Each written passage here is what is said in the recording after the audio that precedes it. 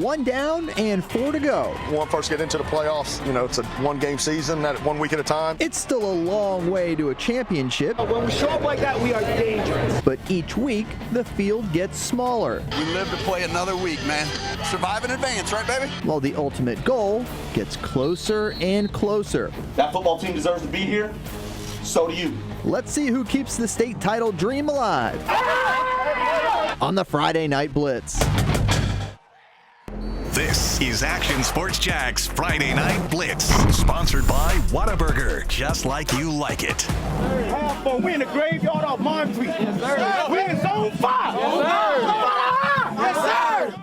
I don't know if you need a pep talk in week 2 of the high school football playoffs, but you just got one there. Big one, Rains and Bolles, maybe the headliner of the night, although there could be countless headliners around the area here in week 2 of the playoffs. Can you keep your name on the bracket? That is the name of the game. Keep moving it to the right this time of year. Welcome to the Friday Night Blitz, final installment of 2023. I'm Brent Martineau. And I'm Stuart Weber. We're not done tracking the teams, and tonight we're all over the place with local teams trying to get one step closer to that state championship. Let's start it off with the game we just mentioned, Rains and Bolles. The game of the week, sponsored by Whataburger. And we are in the graveyard. Bulldogs, Vikings in the playoffs. Enough said. Let's get it going. First quarter, Bulldogs driving in. They're running along the left side, but we got a loose ball. Jalen Clark comes up with it, and that will halt the Bolles' threatening drive. Vikings take over on defense. After a Rains punt, 47 seconds left in the first quarter. Emmett Grisbin goes airborne at the 1, falls into the end zone, first score of the game, and Bolles takes a 7-0 lead. Second quarter, Rains near midfield. Tyron Randolph lets it rip into the night sky, falls right into the hands of Michael Singleton. Touchdown, and we got a tie ball game. 7-7, but it would not last long. Next play from scrimmage, DJ Moore, the Coastal Carolina commit, rifles it deep to Chase Collier. Nothing but green grass on the way to the end zone. He scores. Bolles goes up 14-7 midway through the second. We skip ahead to the fourth. Last chance for Rains now. This is fourth down in Bolles territory. Randolph throwing underneath, but it is knocked away by Trey Brown. That is your ball game. Bolles hangs on to win it 14-7. Here's Marcel with Naeem, the Dream Burrows after the game. All right, I'm here with one of the victorious members of the Bolles Bulldogs football team, Naeem Burrows. I mean, you are no stranger to kind of this rivalry. You know a little bit about it, obviously being a young guy for Bolles, but you've heard about Bolles Rains. Did it live up to the hype?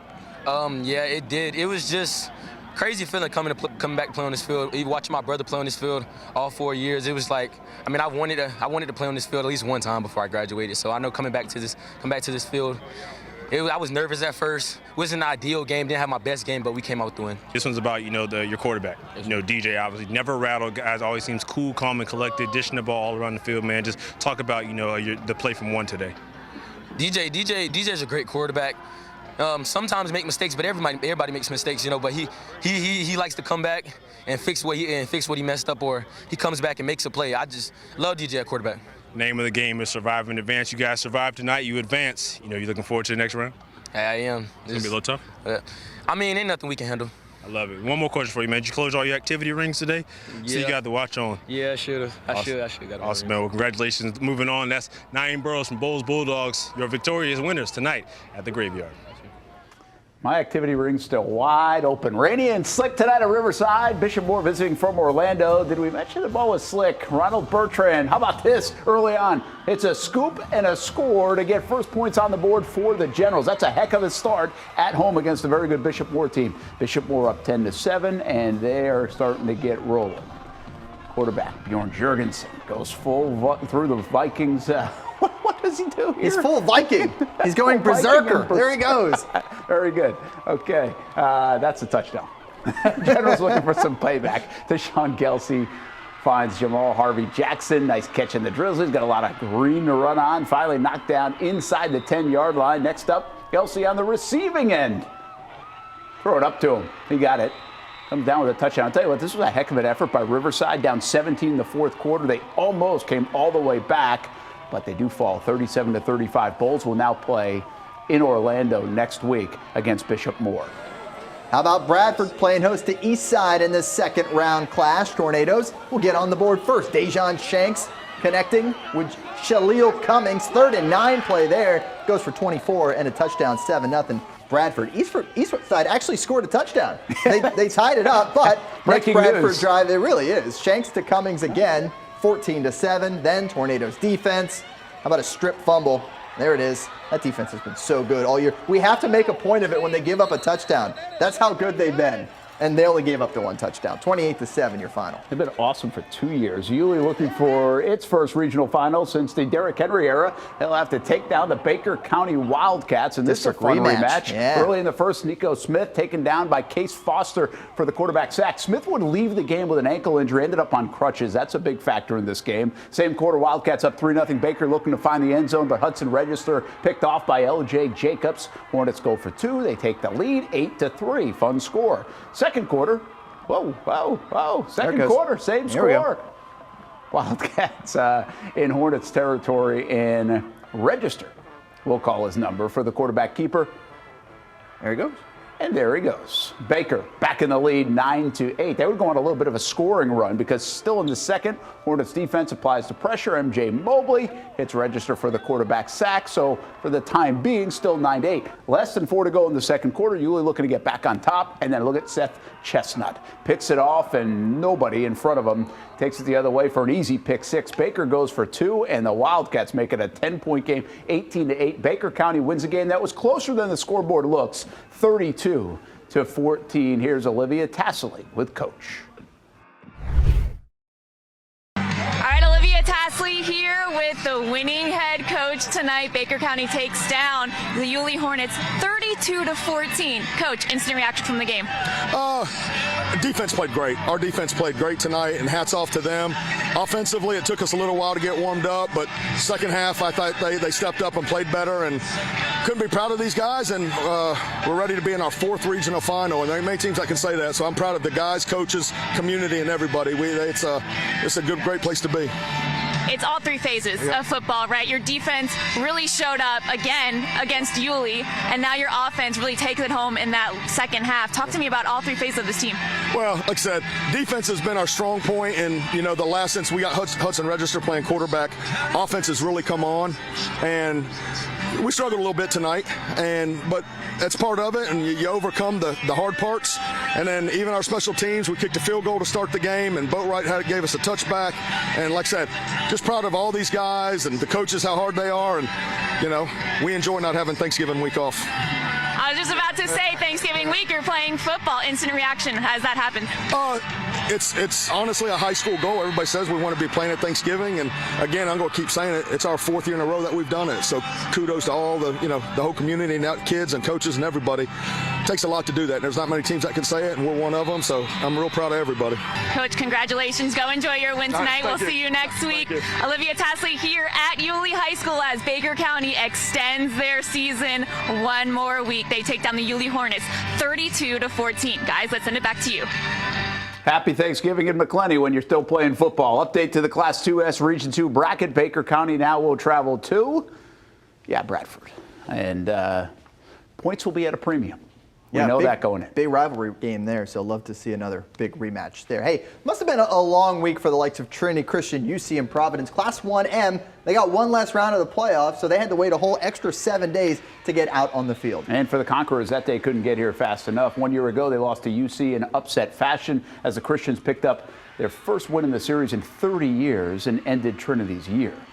Colts and former Florida Gator quarterback Anthony Richardson out at the Trinity Christian game for the regional semifinal against UC, and they got a bye week this week, and he's rehabbing. Late in the first quarter, Conquerors quarterback Colin Hurley leads the offense down the field, finds Kyle Boylston, my guy, touchdown. Trinity would add another touchdown next possession, and then UC couldn't get anything going on offense until the very end of the first half. That's Dwayne Stuckey, back shoulder touchdown, and then that was to Jacob Jennings, by the way. Now Trinity Christian. Third quarter, Hurley extends it, kept it himself, and then more Trinity as they take a commanding lead. But UC would not go away in this football game, even after the Darnell Rogers touchdown. Allen Woods in the offense answers with a touchdown run of his own. They went for it, got 2, so they pull within 6. The Christians defense gets a big stop on 4th down, and the scene is set. 2-minute drill, down 6 for your season. Stuckey hits Genoa Alford to put him in business.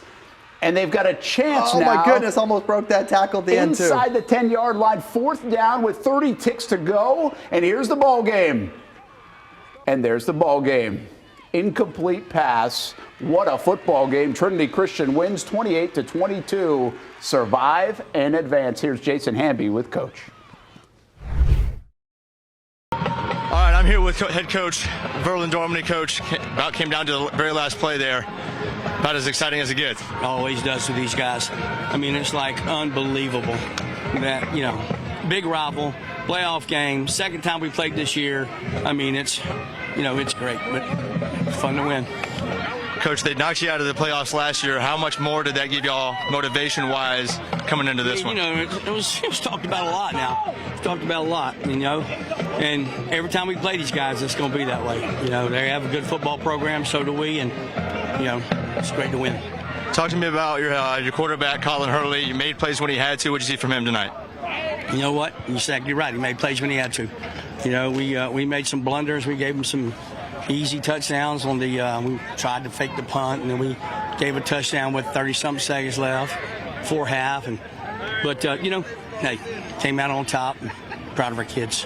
You're now on to the regional final. What's the message to your team, Ralph? You know what? We're beat up. So we got to get in here on Monday, get everybody assessed, and then, start working on the game plan and doing what we need to do. Good thing is we're out of school all week, so we can take our time and do what we need to do. Cool. Thank you, Coach. Thank you, guys. Appreciate it. All right, that's all from Trinity. Back to you guys in the studio for Action Sports Jacks. I'm Jason Hamby. I feel like I've seen the kid grow up on Friday nights, by the way, that Verlin's his grandkid. He's going to keep like 6 months old. Heavier in the arms every time. All right, we got Providence at Orlando Christian Prep. Here's Jet Hood on a punt return. How many special teams touchdowns have we seen this guy score all year? He's been good. What a career. That's another one right there as Providence gets its postseason started. Back and forth first half. Stallions trailed by 5 late in the second quarter. Defense coming up with some points. A safety and only a 3-point deficit at the break, but season comes to a close for Providence. They fall 28-25. OCP comes to Trinity Christian next week. Stay in Orlando, head to Lake Mary, where the Mandarin Mustangs look to dominate again in the House of Mouse against a good football team they lost to earlier in the year. Mustangs down 3-0. The Shard Westcott never stops turning his legs, and that's a rugby scrum. Whole team scores from 11 yards out. 2-point conversion good as well. 8-3. Mandarin showing some toughness there. More from the Mustangs on the next drive. Tiant Weich been calling number 20's name a bunch this year on Fridays. Right at the camera, extends the lead to 14-3, and they do it again. They're going to have to be road warriors on the way to the state championship. So far, so good. Mandarin avenges a regular season loss to the Rams and wins 36-10. They'll take notice about this one around the state. And Mandarin heads back down to Orlando next week. They got to play Seminole in the next round, win there, and you're on to the Final Four. It's playoff time on the Friday Night Blitz! Yeah, playoff time means a little extra juice for the St. Augustine Yellow Jackets, one of just 2 undefeated teams in the area coming into the night. Welcome to the Friday Night Blitz. Brent Martin will be back in a minute with a special guest, but before that, let's go to Foots Brumley Stadium where the Yellow Jackets played host to Escambia. I'm going to flip it and catch it. What you call? Heads been called. Cola for Escambia. Gators actually got into town on Thursday. First drive of the game, and after converting on a 4th down to keep that drive alive, Yellow Jackets hand it to Devontae Lyons. He'll get in for 6. 4th downs would be critical in this game for St. Aug. Yellow Jackets back to punt. Just kidding. How about that hole for Tashawn Whitfield? He takes off on the fake punt, and that's a big first down play for the Yellow Jackets. Keeps it going. And it leads to another touchdown run for number 6. You know they named a bridge after him in downtown St. Augustine. Lions Bridge. I don't know if you knew that. That's for him. Hey, even with the wet weather, Jackets not afraid to throw it around a little bit. Lachlan Hewlett. Catch, sort of, by Carl Jenkins Jr. You know what? They said it's a catch. I'm calling it a catch. His foot was definitely on the line, but it was a catch. It led to a field goal. Second half shutout for the Jackets. They win 31-14 and are moving on. They are the 1 seed, so they will play host to Choctaw Hatchie, who took care of business against Lincoln in Tallahassee. St. Aug will be home again next week. Ponte Vedra on the road at Gainesville Buchholz. Those are really large people. What is that? That is intimidating. All right, first quarter, Buchholz gets the ball first. QB Trace Johnson throwing. Oh, that's not a Buchholz player. No, that's Aiden Van Cannon and he's headed the other way. Fire the cannons. It's a pick six. Runs it to the house for the 35-yard touchdown. Sharks up 7-0. Ponte Vedra finding some rhythm on offense too. Drives the ball down the field, handing it to Brian Case. Around the outside he goes and in. Sharks led this thing 14-3. However, we go to the final score, and it wasn't 14-3. It was 34-21. Buchholz would find their rhythm as well, and they go on to get the win over Ponte Vedra. Bartram Trail back out in the Panhandle. They scored 67 there a week ago, this time facing Niceville. Second and goal early on. Riley Trujillo rolling right. DeAndre Caldwell on the receiving end. Watch out for the track. Touchdown. Bears strike first. After the Eagles would tie it, Bartram going to its workhorse, Lathan Biddle. Hit at the 5-yard line. He doesn't care. He's getting in for 6. 19-yard touchdown run. Bears led by 7 at the half. They lead by 7 at the final whistle. 28-21, your final score. Bartram Trail moving on. All right, let's go bring in Brent Martin. Now, he's got Creekside head coach Sean McIntyre, who is very familiar with those teams we just mentioned in the bracket and some others. Yeah, Buchholz, Mandarin, Ponte Vedra, Bartram Trail. Nice schedule, by the way, this year, Coach Mack. They've done a terrific job at Creekside. By the way, you'll see a bunch of the scores if you've missed them at all, scrolling along the bottom of the screen here on the Friday Night Blitz. Season comes to an end last week against Ponte Vedra. We'll get to them in a moment because their season comes to an end at the hands of Buchholz, maybe one of the most talented teams in the state. Yeah, for sure. Coach Bell doing a great job in his first season, and they got some kids in as transfers that bolstered an already talented roster, and they're doing a tremendous job coaching them up on a weekly basis. They play really hard. They're very talented. So hats off to Ponte Vedra, gave them a game tonight, but anybody in 4S is going to have their handful when they play Buchholz. Yeah, and Ponte Vedra gave them a good run early on. Obviously, you played them 2 weeks in a row. It's a good season for the Sharks. You just said this a couple of times to us tonight as we were talking about it.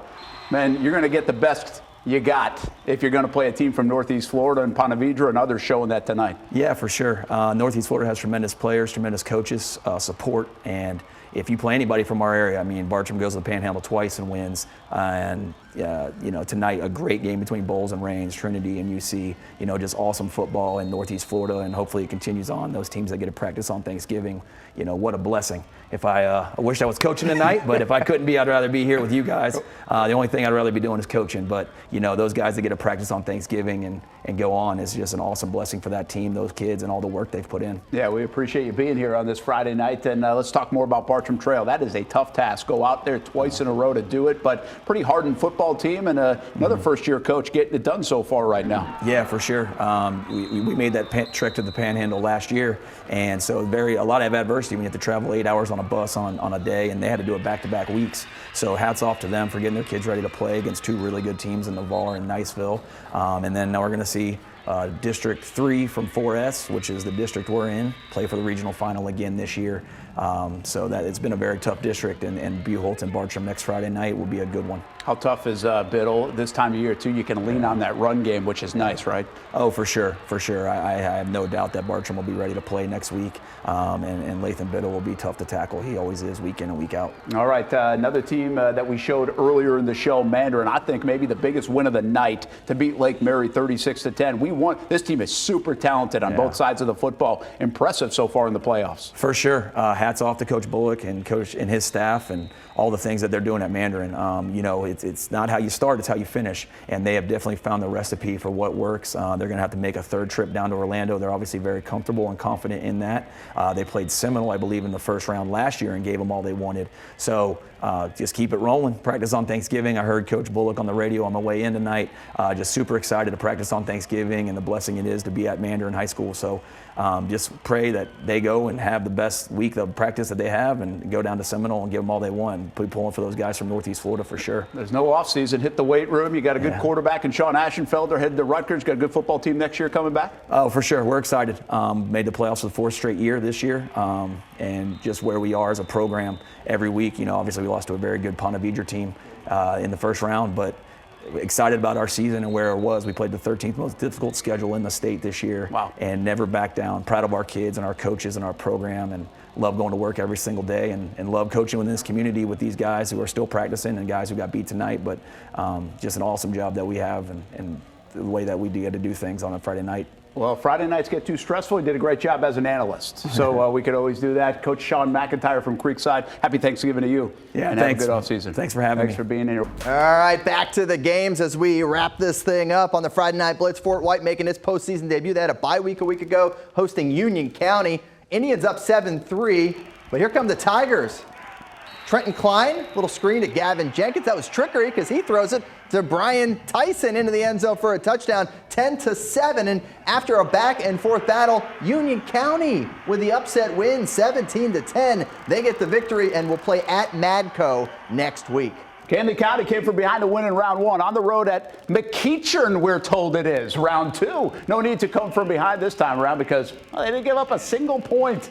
Coach Herron's got it cooking again, doesn't he? 26-0 win. Head back up to Atlanta next week to face Mill Creek. Take a look at our other scores from the state of Georgia. Brunswick falls against Atlanta Marist, and Ware County loses on a last-second field goal to Warner Robins. The defending state champs are out in round 2 as the Demons take down the Gators. How about our play of the week? And here it was, DJ Moore going deep to his man, Collier, touchdown. Bolles, they get the win, 14-7. That was your game-winning score right there for the Bulldogs as they win in the Graveyard. Not an easy thing to do. Bulldogs will be on the road next week in round 3 of the playoffs. All right, let's see how fast I can do this. Mandarin moves on. They'll play next week. Bolles going to Bishop Moore. Trinity Christian home against Orlando Christian Prep. Bartram Trail will be on the road at Buchholz, St. Augustine home. Bradford against Baker County. And Union County on the road at Madco. Going and to Madco. Camden on the road back up in Atlanta We at got Mill some Creek. teams left on Thanksgiving weekend. All right, let's leave you with our band of the week. This is our final half-hour show of the season. Big thanks to everybody in the back who puts this thing together and really makes this thing sing, much like these band members do every Friday John night. Bachman, he edits a lot of highlights. Yeah, he did a lot.